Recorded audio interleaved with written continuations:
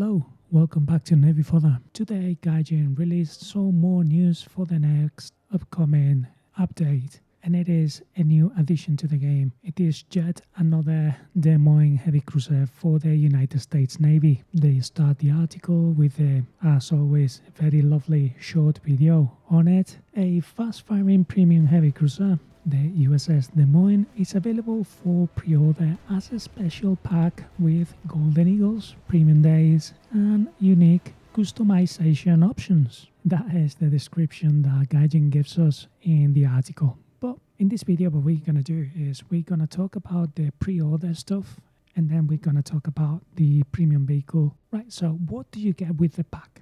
You get the Des Moines Heavy Cruiser. It's going to be a rank 4. And it's exactly the same as the Newport News, only a few differences in it. Then you'll get 2,000 Golden Eagles and 30 days premium. That's a pretty standard pack for Gaijin. But the news are that this is a pre-order, a 60 euros pre-order. And as Gaijin says, if you pre-order this, you will get some unique customization options. And these are a title. That is a few words underneath your name while in battle. That's what it is. So basically nothing. Then you get an insignia decal that you can put in this vehicle or in any other. And then you get a US Cruiser Captain profile icon. Again, as they say that these are unique, I suppose that you're not going to be able to obtain any of this unless you pre-order now until this pack is released, and then there's not gonna be other ways to obtain this decal, this title, and this profile icon. So why the hell would you pay in advance to Gaijin just to obtain these 3 useless pre-order bonuses? I don't know. I do understand that Gaijin is running out of vehicles with the tanks and the planes, and they're starting to create this whole pack thing and the pre-order stuff, but this is not how it's made. There are 3 reasons mainly. One is to get early access to the good, to get it before it is officially released. As you can see here, it's not the case. Could be a nice way for Gaijin to try things out and to debug some of the vehicles. The second reason why you might pre-order something is because you want to get guaranteed access to the good when it's released. This is digital content, so there's no shortages, so this is not the case again. And the third, the one that Gaijin is trying to push here, is the added value. It's what they call the unique customization options. It's just laughable. It's what many people say nowadays is extra content. The extra content, as I've mentioned before, is just mainly a decal. So yes, you are giving Gaijin 60 euros in advance just for a decal. And if we think about cosmetics, they could have made a unique camo for the pre-order people. They could have done some special crew voices unique for the pre-order people. And then if you really want to add value to a pack, not just the pre-order, you could have made like a single player mission or like a small multiplayer mission that can be played by the pre-order and the pack owners of the Des Moines Heavy Cruiser, but also can include other players with other ships of the main tech tree. Something in the line of the Pacific campaign with the United States Navy and the Japanese Navy. If you take a look, these machines were built after the World War II, and they only saw action during the Vietnam War, and they didn't show any proper naval action. They were just artillery pieces shelling some coastal placements for SAM missiles and artillery, things like that. But it doesn't have to be historically accurate. You could create a single player mission, a multiplayer mission, where you need to capture a point and then you need to survive from a wave after wave of jets trying to bomb you or trying to bomb all the targets, whatever. Something to really make this pack unique. Not just the Golden Eagles and the premium time that vanishes with the time, obviously, and then you are left with a premium vehicle, which is good. But if you want to add content, you might want to add something that lasts, not just the cosmetic, usual things. But let's talk about the ship, shall we? The Des Moines Heavy Cruiser is nothing new. We already have the Newport News that was released during the Winter Quest event of the Apex Predator update this last Christmas. It's basically copy-paste. There's only few differences around the ship. And as I pointed out before the new port news was released last Christmas, this ship class is very unique because it does have 8-inch guns that are auto-loaded, and that is something that no one else built. There might have been designs in the other nations for a similar concept. Correct me if I am wrong here, but I really think that no other nation ever built an 8-inch auto-loaded ship. Because of the demise of the big gun ship, heavy artillery ships, towards a more nimble, less armored, and armed with missile ships for the new era. And this is the main selling point of this ship. If you want to shoot every 6 seconds 9 8-inch shells, this is going to be it. Because for now, we don't have a regular Tech 3 variant of these ships. We don't even know if there's ever going to be one, because we just don't know. Gaijin doesn't say those kind of things, isn't it? But more on this later on. Let's continue with the differences between the Des Moines and the Newport News.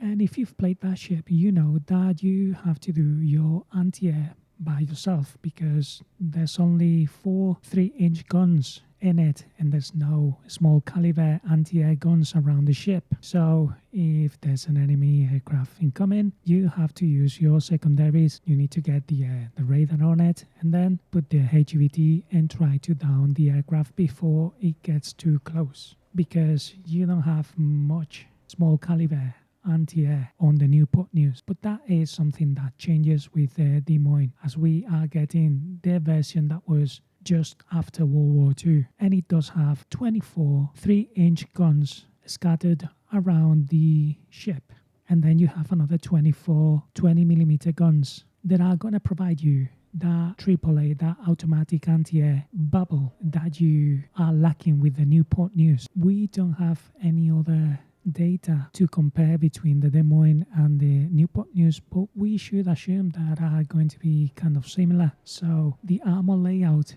is going to be the same, the number of crew members is going to be about the same, and we need to talk about that, because if you're going to pay 60 euros or 53 quid for this thing, you should be aware that this thing is going to be facing battleships and battle cruisers and other cruisers. I really say this very clear, because you're going to be paying real money for something that is going to be, in mostly all of the cases, outgunned. Your armor is not going to do magic, and it's not going to stop pretty much anything at this tier. You should expect getting armor racked fairly easily by battle cruisers, battleships, and by other 8-inch gun ships. Your Bruno turret, that is the second one in the front, is a bit high, making it an easier target. The magazines aren't protected by much armor, and the front ones do have an extra layer of armor, but it's not too thick. It's only there to compensate, because it's the magazine in the front is bigger than the one at the back, because there's 2 turrets, obviously. All in all,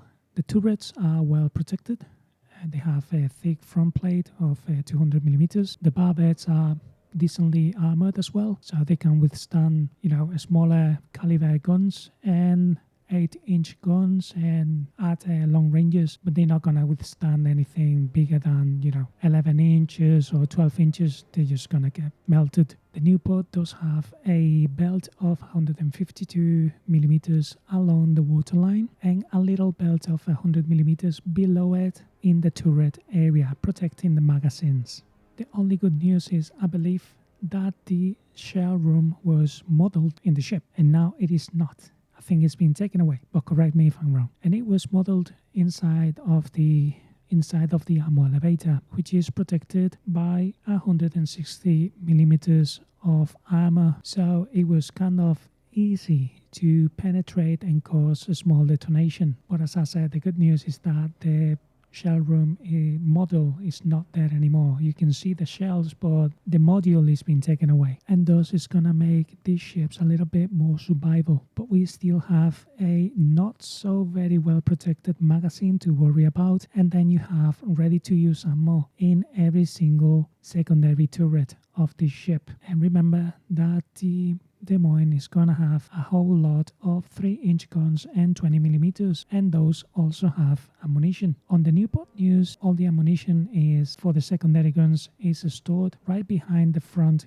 gun magazine. But on the Des Moines, I don't know if there's gonna be an extra magazine for all those guns, maybe placed behind the engine and the transmission room right before the back turret magazine. We will have to wait until we get our hands in the model of the Des Moines, but I just want to say this because you are going to be paying a good amount of dollar, and you should be expecting that this ship sometimes goes boom, that you are not completely invulnerable to enemy fire. In fact, it's kind of the opposite. So, if you're a new player and you want to acquire the Des Moines to just jump right in the top rank fights, I would just not recommend it, because the BR bracket around 6.3, it's tough. It's not fun.